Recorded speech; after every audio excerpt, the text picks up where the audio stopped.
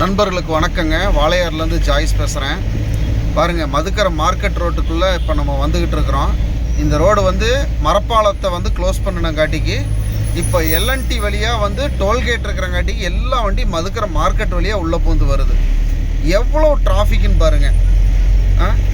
இத்தனை கோயம்புத்தூர் போகிற அத்தனை வண்டி மதுக்கரை மார்க்கெட் வழியாக உள்ளே பூந்து வருது.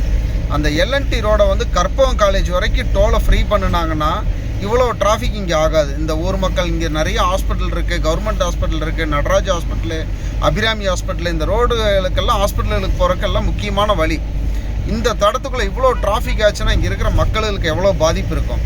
இது யாராவது இந்த அதிகாரிகள் பார்த்து எல்என்டி டோல்கேட்டை கற்பகம் காலேஜ் முடிகிற வரைக்கும் டோல்கேட்டை எடுக்க வச்சு கோயம்புத்தூர் போகிற வண்டிகளை பூரா எல்என்டி வழியாக மாற்றி விட்டிங்கன்னா அதிகாரிகளுக்கு மிக்க நன்றியாக இருக்கும், நல்லதாக இருக்கும், பொதுமக்களுக்கும் நல்லதாக இருக்கும்.